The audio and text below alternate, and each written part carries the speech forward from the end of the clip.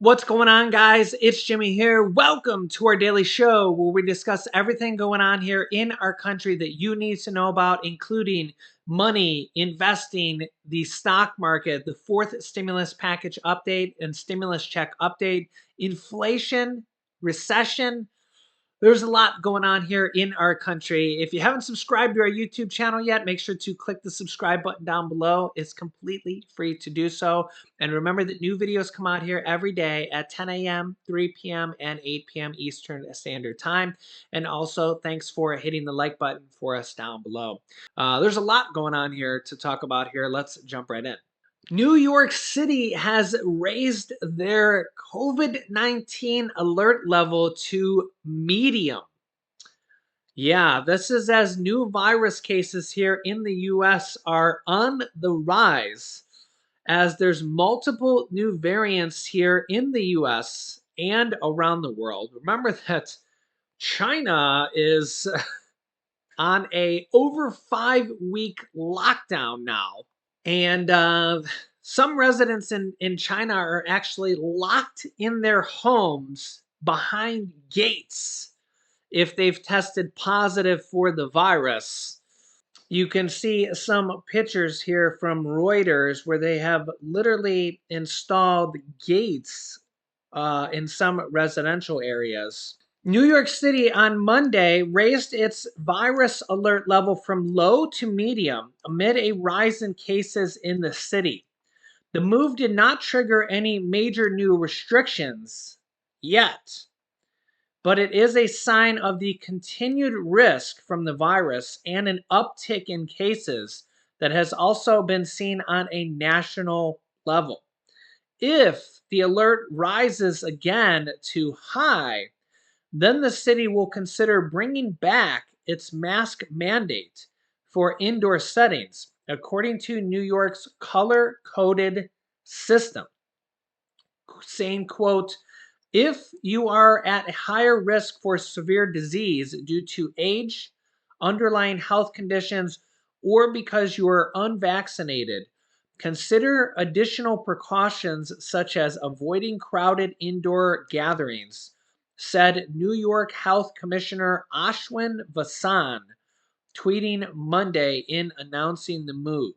Cases have ticked up in New York City alone to around 2,300 per day, according to the New York Times tracker, though there is no signs of a steep spike yet like there was over the winter. Hospitalizations in the city have also ticked up, but are still at relatively low levels compared to the massive spike we've seen before. Yeah, so let me know your thoughts. Do you think we're headed towards another massive wave? Just yeah. It does kind of feel like deja vu all over again. But it is summer, so a lot of people will be outdoors. So I don't know. I don't know. In China, it's crazy over there. Reports say that over 400 million people are under lockdown in some capacity, which is more than the entire population of the entire United States. And remember, their lockdown is not like our lockdown. In fact, the entire city of Shanghai, which is larger than any city in the United States, larger than New York and Los Angeles, they're not allowed to even leave their house. They're now getting just food delivered to them. They can't order their own food. They just get a box delivered to them, and I think I showed it earlier. Whatever you get in the box is what you eat, what you have to eat. There's been numerous reports that people are starving and don't have enough to eat. Sometimes they just get a few vegetables in the box and it's random, and you just have to deal with whatever you deal with. Yeah, like my mom used to say when I was a kid, it could always be worse. Meanwhile, the growing outrage on gas prices here in the US and worldwide are growing as well, as gas prices in the US and worldwide are ticking up here as well as Memorial Day and summer driving season are near here as well. You can see gas prices going up yet again. Yeah. Yeah, you can see here the price of regular now almost at 4.20 a gallon. 4.19 and a half per gallon, which is almost at the highest it has ever been. And diesel is actually at an all-time high, 532 for diesel. Yeah. When we look here at the highest recorded price ever, yeah, diesel 532 a gallon. And the price of oil is not at the highest it has ever been. This is why things are so out of whack, because it's the oil companies gouging us. You can see here we're only 13 cents or so away from the highest price ever on regular gas. Diesel's at the highest price ever, 532. Yet the price of oil is is still 30% below the all-time high. Remember that back in March, Brent crude peaked at $140 a barrel, and WTI crude peaked at a 135. So we're still $30 a barrel below that, which is roughly around 30% or so. So if we're 30% below the high, why aren't gas prices 30% below the high here? This is, and honestly, it's only the only answer is that these gas companies, Exxon, BP, Shell, Chevron, who have just reported. Here's a story from the New York headline from the New York Times here just a few days ago. ExxonMobil and Chevron report big jump in profits because of higher oil and gas prices. Their profits have gone anywhere from double to quadruple of what they were just a year ago. So when your profits go anywhere from 2 to 4 times more, quadruple what they were just a year ago, something is completely great or wrong depending on how you look at it. And when it's the average everyday consumer, you and I, poor people, average everyday people, people who can't pay for food, people who are forced to go to work and have to buy gas, right? Have to choose between buying gas, paying their rent, paying for medicine, paying for food. And these companies are raking in billions and billions of dollars. Something is wrong. Something is wrong. It's insane. And that's the thing here, is that the price of oil, Brent crude and WTI crude is 30% lower than the high it reached back in March, but yet diesel's at an all-time high right now. Right now. How does that make any sense? It doesn't. They're just gouging us. They're just making us pay for it. And regular gas, remember, even if you don't pay for diesel, you are paying for diesel really, because this is the price that semi trucks pay to deliver our food. Food is at an all-time high right now. You're indirectly paying for this with the price of food. That's built into the cost of your food.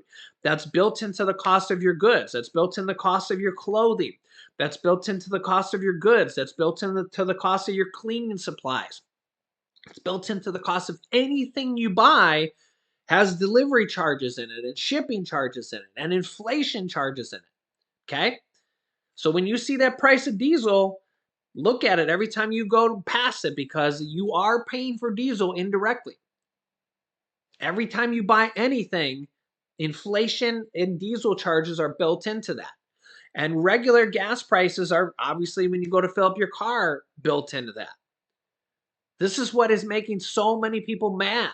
And this is why lawmakers want to figure out a way to penalize oil companies for doing this or to tax them and use the money to give back to the people to help them pay for this. You can see here directly from Business Insider, Democrats have unveiled a bill or a plan that there's an actual bill here to issue quarterly stimulus checks, quarterly checks, stimulus checks, whatever you want to call it. It's basically the same thing. Democrats have unveiled a plan to issue quarterly checks to Americans by taxing oil companies and they're posting huge profits. They're posting the largest profits they have ever posted here ever. And the problem here is that how do we stop these oil companies? How do we stop them from just charging whatever they want to? And really, probably the only way, or one of the only ways to maybe do this is by congressional mandate. It's kind of the same with health companies, health insurance companies, and hospitals. How do you prevent them from charging any price they want to when you need their services? When you need their services, you can see here gasoline vouchers worth $300 a month. Some economists are backing new government aid as prices at the pump soar. The potential $300 per month plan that was also introduced.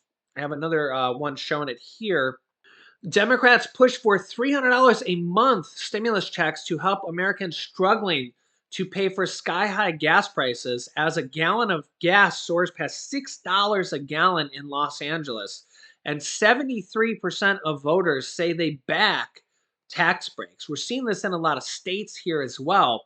But on the federal level, we know that the federal level is the best because it goes out for everybody or almost everybody. We know that not quite everybody gets the federal level checks. You know, high income earners don't get it, and things like that. But we have a lot of states doing it here as well, which is really, really good. But we also want to see it here on the federal level because, well, we know that that covers a large, large group of people, almost everybody, almost everybody. The state stimulus checks are really, really nice bonuses. And if we can get the federal stimulus checks here as an added bonus, some people would get double checks, which is really, really nice. $300 a month would be $3,600 per year, which is actually the same amount as the child tax credits were for the children under the age of 6. It was $3,000 a year for children that were over the age of 6 through 17. So remember, you do got to file a tax return to get the other half of that money. So remember, the monthly payments didn't start till the second half of last year. You're still owed the first half of that money from last year. So even if you're not normally a tax filer, even if you're on SSI, SSDI, on Social Security, and you don't normally file a tax return and you have children, you want to file a tax return on the federal level for last year, 2021, here now in 2022, to get the child tax credits. The IRS even says that there's potentially going to be millions of people that miss out on the child tax credit money that's still owed to them, which is $1,500 to $1,800 per child. Think about that. That's like more than a stimulus check. The highest stimulus check yet was $1,400. You're owed still $1,500 to $1,800 per child from the child tax credits, but you gotta file a tax return to do it. So if you normally file a tax return, you're good to go as long as you filed it correctly.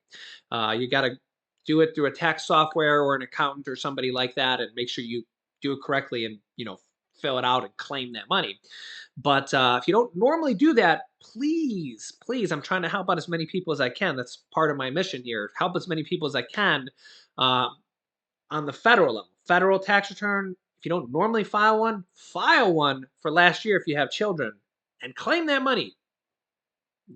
Literally, it's going to be thousands of dollars, okay? Please share this video with anybody you know that has children and make sure they did that. Okay. Also, on the state level, if your state is one of the states filing a tax return, you might want to file a tax return for 2021. Some states are going off 2020 taxes. Keep that in mind. But you can file a tax return if you have no income or no earned income.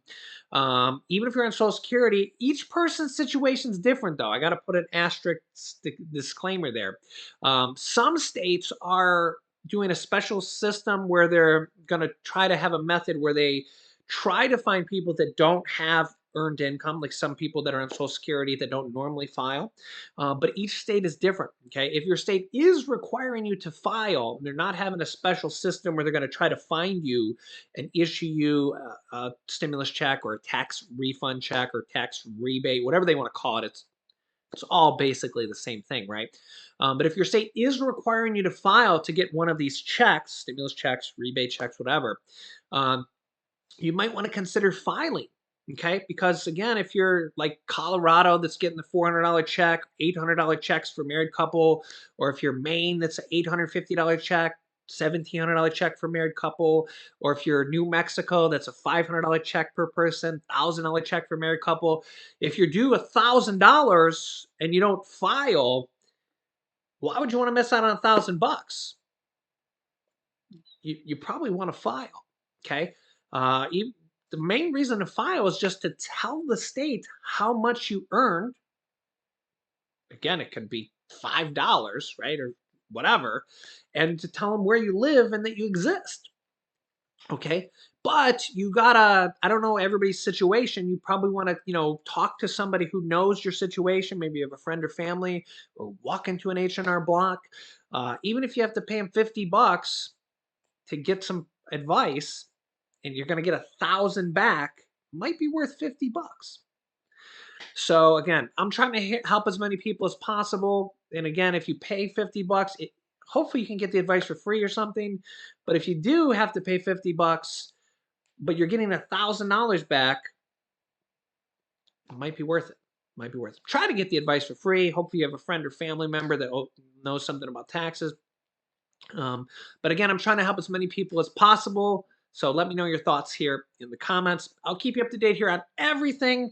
We're going to cover as many things as possible here. I'm trying to help as many groups of people, as many people as I can. So make sure to subscribe down below. New videos come out here every day at 10 a.m., 3 p.m., and 8 p.m. Eastern Standard Time. You can click here to watch my newest video next. You can click this video here, how seniors and low-income people can get new food and SNAP type benefits. A lot of people don't know about this. And click this bottom video on new executive orders that are going to come and help out tens of millions of people as well. So click on one of those videos next. Thanks, guys, and I'll see you in the next video.